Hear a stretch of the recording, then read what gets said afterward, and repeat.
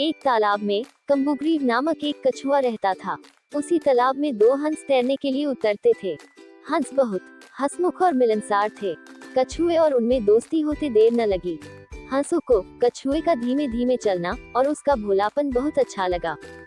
हंस बहुत ज्ञानी भी थे। वे कछुए को अद्भुत बातें बताते, ऋषि मुनियों की कहानियां सुनाते। हंस तो दूर दूर तक घूम कर आते थे, इसलिए दूसरी जगहों की अनोखी बातें कछुए को बताते। कछुआ मंत्र मुग्धा होकर उनकी बातें सुनता। बाकी तो सब ठीक था, पर कछुए को बीच में टोका टाकी करने की बहुत आदत थी। अपने सज्जन स्वभाव के कारण हंस उसकी इस आदत का बुरा नहीं मानते थे। उन तीनों की घनिष्ठता बती गई। दिन गुजरते गए। एक बार बड़े जोर का सूखा पड़ा।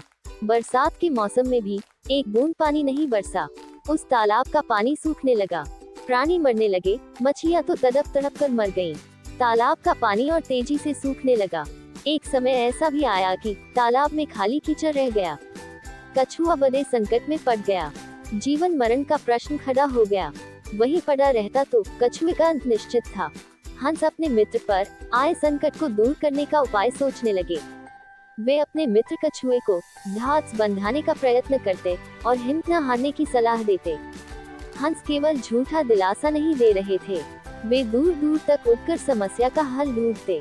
एक दिन लौटकर हंसों ने कहा, मित्र, यहाँ से 50 कोस दूर एक झील है। उसमें काफी पानी है, तुम वहाँ मजे से रहोगे।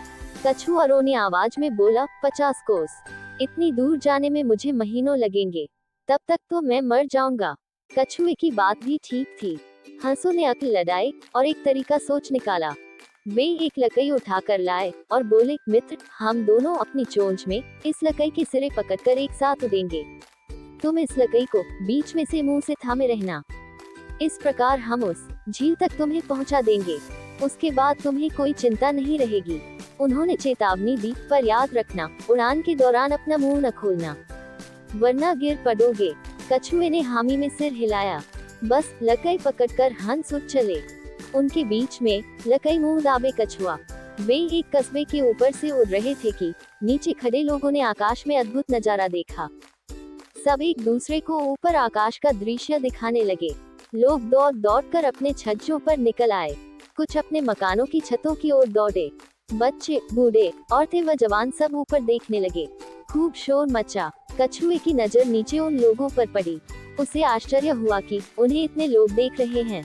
वह अपने मित्रों की चेतावनी भूल गया और चिल्लाया, देखो कितने लोग हमें देख रहे हैं। मुंह के खुलते ही वह नीचे गिर पड़ा। नीचे उसकी हड्डी पसली का भी पता नहीं लगा।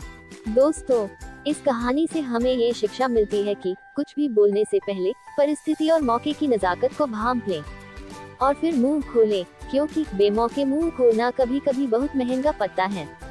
इसीलिए कहते भी हैं कि बुद्धिमान भी अगर अपनी चंचलता पर काबू नहीं रख पाता है तो परिणाम काफी बुरा होता है।